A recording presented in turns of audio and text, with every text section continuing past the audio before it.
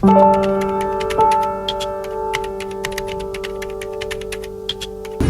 yang malang, senja yang kau kirimkan sudah kuterima. Kukira sama lengkap seperti engkau memotongnya di langit yang kemerah-merahan itu. Lengkap dengan bau laut, desir angin, dan suara hempasan ombak yang memecah pantai. Ada juga kepak burung-burung, lambaian pohon-pohon liur dalam kekelaman. Sementara di kejauhan, perahu layang merayapi cakrawala dan melintasi matahari yang sedang terbenam. Aku pun tahu Sukap, senja yang paling keemas-emasan sekalipun hanya akan berakhir dalam keremangan menyedihkan. Ketika segala makhluk dan benda menjadi siluet, lantas menyatu dalam kegelapan, kita sama-sama tahu keindahan senja itu, kepastiannya untuk selesai dan menjadi malam dengan kejam. Manusia memburu senja kemana-mana, tapi dunia ini fana, Sukap. Seperti senja, kehidupan mungkin saja memancarkan gemilang-gemilang, tetapi ia berubah dengan pasti. Waktu mengubah segalanya tanpa sisa, menjadi kehitaman yang membentang sepanjang pantai, hitam, sunyi, dan kelam. Rupa-rupanya dengan cara seperti itulah dunia mesti berakhir. Senja yang engkau kirimkan telah menimbulkan bencana tak terbayangkan. Apakah engkau tahu suratmu itu baru sampai 10 tahun kemudian? Engkau tidak akan pernah tahu, Sukap. Seperti juga engkau tidak akan pernah tahu apa yang terjadi dengan senja yang kukirimkan ini. Senja paling tai kucing dalam hidupku, Sukap. Senja sialan yang paling tidak mungkin diharapkan manusia. Senja ini baru tiba setelah 10 tahun. Karena tukang pos yang jahil itu rupanya penasaran dengan cahaya merah kemas-emasan yang memancarkan dari amplop itu, Sukap.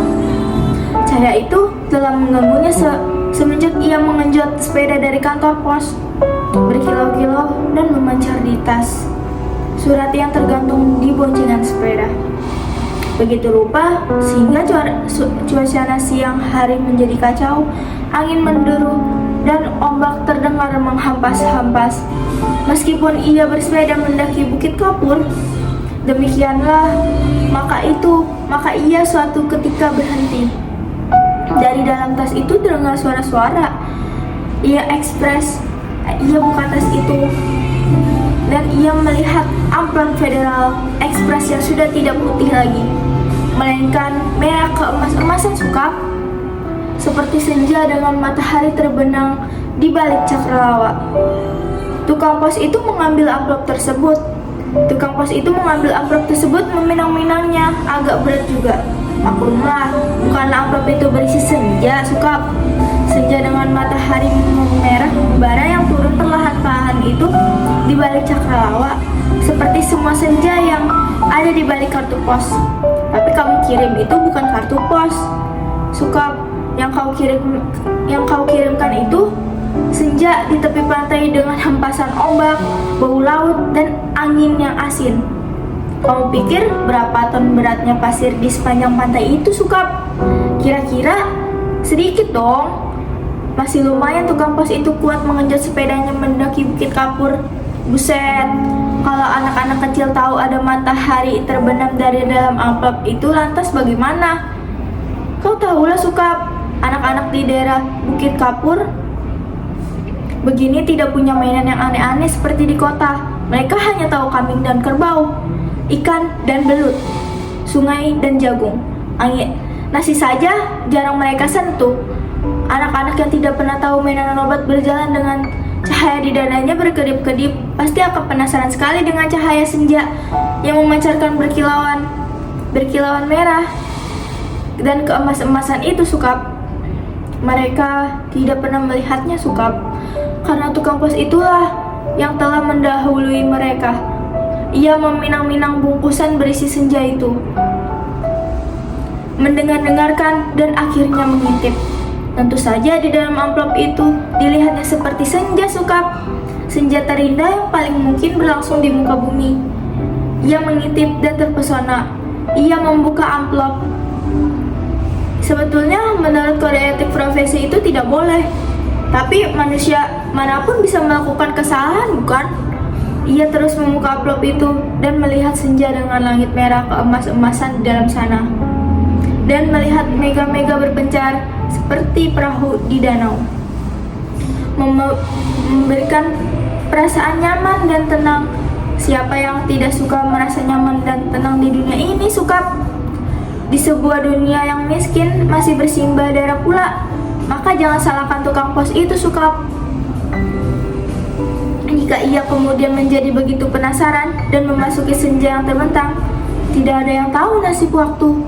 Ketika anak-anak akhirnya berkerumunan di sekitar sepeda yang tergeletak itu, mereka hanya melihat senja yang kemerah-merahan yang semburat membakar langit. Amplop itu hanya bocor sedikit, tapi akibatnya sudah begitu rupa. Ini semua gara-gara kamu, Sukap. Sukap yang malang, bodoh, dan tidak pakai otak. 10 tahun lamanya, tukang pos itu menggembara di dalam amplop. Kita tidak pernah tahu apa yang dilakukannya di sana. Apakah dia kawin, beranak pinak, dan berbahagia? Atau selama itu dia hanya duduk saja memandang matahari terbenam dengan perasaan kehilangan? Sementara langit yang tadinya merah keemas-emasan perlahan-lahan menggelap kebiru-biruan. Aku juga tidak tahu bagaimana caranya menikmati senja di dalam amplop. Amplop, Sukap. Sebuah ruang yang sungguh-sungguh terdiri dari waktu. Apakah waktu bisa diulang atau bagaimana? Aku belum pernah memasuki senja di dalam amplop. Atau apakah dunia ini sebetulnya seperti di dalam amplop ya, Sukap? Di mana kita tidak tahu apa yang berada di luar diri kita, di mana kita merasa hidup penuh dengan makna, padahal menonton kita tertawa-tawa sambil berkata, "Ah, kasihan betul manusia ini." Apakah begitu, Sukap? Kamu yang suka berkhayal barangkali tahu, tapi aku tidak mau khayalan. Aku tidak mau kira-kira, begitu usaha kira-kira itu begitu canggihnya sehingga disebut ilmiah. Aku mau tahu yang sebenarnya, apakah ada yang menyaksikan kita sambil tertawa-tawa? Kalau iya, apa artinya hidup kita ini, Sukap? Tidakkah nasib manusia memang seperti ikan yang diternakan hanya untuk mengisi akuarium di ruang tamu seseorang yang barangkali juga tidak terlalu peduli dengan makna kehidupan ikan-ikan itu? Aku tidak pernah tahu. Tidak ada seseorang yang tahu yang dialami tukang pos itu di dalam amplop. Sampai ia keluar 10 tahun kemudian dengan wajah bahagia. Ia sudah 10 tahun menghilang di dalam amplop, tapi ia tidak tampak bertambah tua. Apakah waktu di dalam amplop tidak bergerak? Tepatnya, apakah senja di dalam amplop tidak berhubungan dengan waktu? Apakah tidak ada waktu di dalam amplop Federal Express itu? Apakah aku harus peduli dengan semua ini, Sukap? Apakah aku harus peduli? Kamu betul-betul merepotkan aku, Sukap. Dasar lelaki tidak tahu diri. Sukap yang malang, goblok, dan menyebalkan. Kamu tahu apa yang terjadi 10 tahun kemudian? Tukang pos itu tiba di depan rumah kami. Ya, rumah kami. Setelah 10 tahun banyak yang terjadi dong, Sukap. Misalnya bahwa kemudian aku kawin, beranak pinak, dan berbahagia. Jangan kaget. Dari dulu aku juga tidak mencintai kamu. Dasar bego, dikasih isyarat tidak mau mendengarkan. Sekali lagi, aku tidak mencintai kamu. Kalau toh aku kelihatan baik selama ini padamu, terus terang aku katakan sekarang, sebetulnya aku cuma kasihan. Terus terang, aku kasihan sama kamu, Sukap. Mencintai begitu rupa, tapi tidak tahu diri apa yang kamu cintai sebetulnya tidak mencintai kamu. Makanya, jangan terlalu banyak berkhayal, Sukap. Pakai otak dong sedikit. Hanya dengan begitu, kamu akan selamat dari perasaan cintamu yang tolol itu. Tapi, bukan cinta tai kucing. Ini yang sebetulnya ingin kuceritakan padamu, Sukap. Soal cinta ini sama sekali tidak penting. Kamu harus tahu apa akibat perbuatanmu ini, Sukap. Mengirim sepotong senja untuk orang yang selama ini tidak mencintai kamu. Tahu apa akibatnya? Begitu tukang pos itu pulang, setelah menceritakan kenapa kiriman Federal Express itu bisa terlambat 10 tahun, kubuka amplop berisi senja itu dan terjadilah semua ini. Apakah kamu tidak tahu, Sukap? Senja itu meski cuma sepotong, sebetulnya juga semesta yang utuh. Kamu kira matahari terbenam itu mesinnya seperti apa? Seperti apem. Kalau sepotong senja itu di dalam amplop terus, sih tidak apa-apa. Tapi ini keluar dan lautnya membeludak dan tak tertahan lagi. Bagaimana aku tahu amplop itu berisi senja, Sukap? Aku bukan penghayal seperti kamu. Hidupku penuh dengan perhitungan yang matang. Aku tahu betul untuk merugi setiap perbuatan, terutama apa ruginya untuk diriku sendiri. Betapa pentingnya hidupku selamat demi suamiku dan anak-anakku. Mulanya aku ini juga perempuan yang setia. Itu pula sebabnya sebelum maupun sesudah kawin, aku tidak sudi berhubungan dengan kamu, Sukap. Lagi pula aku tidak mencintai kamu, mau apa? Tapi kamulah yang tidak tahu diri, mengirim senja tanpa kira-kira. Dunia ini jadi berantakan tahu, berantakan dan hancur lebur tiada terkira. Setelah amplop itu kubuka dan senja itu keluar, matahari yang terbenam dari senja dalam amplop itu terbenturan dengan matahari yang sudah ada. Langit yang biru bercampuran aduk dengan langit yang kemerah-merahan yang terus-menerus bergerak menyilaukan karena cahaya keemas-emasan yang menjadi semburat tak beraturan. Senja yang seperti potongan kue menggelap pantai terhampar seperti permadani di atas bukit kapur. Lautnya terhempas langsung membanjiri bumi dan menghancurkan segala-galanya. Bisalah kau membayangkan, Sukap? Bagaimana orang tidak panik dengan gelombang raksasa yang tidak datang dari pantai, tapi dari atas bukit? Air bah membanjiri bumi seperti zaman Nabi Nuh. Dunia menjadi gempar, tidak semua perahu yang cukup untuk seluruh umat manusia kan? Lagi pula, sampai kapan kapal dan perahu itu bisa bertahan? Tiada suatu kotak pun yang selamat. Lautan dari senjamu yang membuat langit merah membara itu menghampas dan membanjiri bumi dengan cepat sekali. Gedung-gedung pencakar langit di setiap kota di seluruh dunia, gunung-gunung tertinggi di muka bumi, semuanya terendam air, Sukap. Bumi ini sekarang sudah terendam air. Di mana-mana air langit senja tak kunjung berubah menjadi malam. Segala kacau, Sukap, gara-gara cintamu yang tidak tahu diri. Sukap yang malang, paling malang, dan akan selalu malang.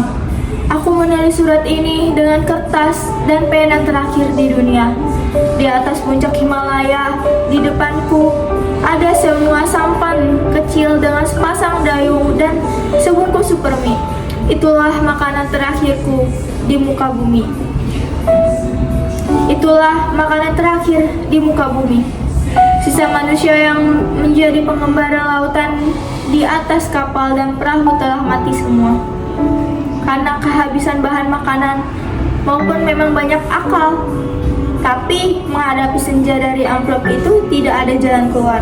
Banyak orang yang mempertanyakan diriku, kenapa aku membuat dirimu begitu cinta menggebu-gebu, padahal cinta secuil itu pun juga tidak, sehingga kamu mengirimkan sepotong senja itu padaku dan tumpah ruah membanjiri bumi. Tapi coba katakan, tapi itu semua salahku toh, Sukap? Aku tidak mau disalahkan atas bencana yang menimpa umat manusia. Mengapa cinta harus menjadi begitu penting sehingga kehidupan terganggu? Ini bukan salahku. Air laut kulihat makin dekat. Setidaknya setengah jam lagi tempat aku menulis surat ini sudah akan terendam seluruhnya.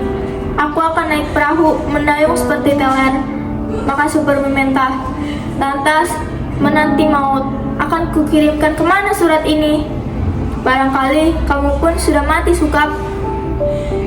Semua pengembara di lautan sudah mati, sedangkan di puncak tertinggi di dunia ini tinggal aku sendiri.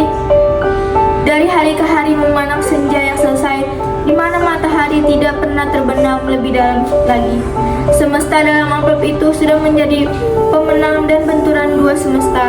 Namun, semesta dalam amplop itu cuma sepotong senja, sehingga dunia memang tidak akan pernah lagi sama lagi. Kalau aku mati nanti, bumi ini akan tetap tinggal senja selama-lamanya dengan matahari terbenam separuh yang tidak pernah turun lagi. Langit merah selama-lamanya, lautan jingga selama-lamanya, tetapi tidak seorang manusia pun memandangnya. Segenap burung sudah punah karena kelelahan terbang tiada henti. Tinggal ikan-ikan menjadi penguasa bumi di kejauhan. Kulihat ikan paus merah yang menjerit dengan sedih. Sukap, aku akan mengakhiri surat ini, akan kulipat menjadi perahu kertas dan kulayarkan ke laut lepas. Bukan tidak mungkin surat ini akan terbaca juga, entah bagaimana caranya. Namun siapapun yang menemukannya akan membaca kesaksianku. Jika tidak, aku pun tidak tahu apa nasib waktu kupandang senja yang abadi sebelum melipat surat ini. Betapa semua ini terjadi karena cinta. Dan hanya karena cinta, betapa besar bencana ini ditimbulkannya. Ketika kata-kata tak cukup penampungnya, ku tatap senja itu masih selalu begitu, seperti menjadikan sesuatu perpisahan yang sendu. Selamat berpisah semuanya, selamat tinggal, Alina. Pondok Aren, Sabtu 10 Februari 2001.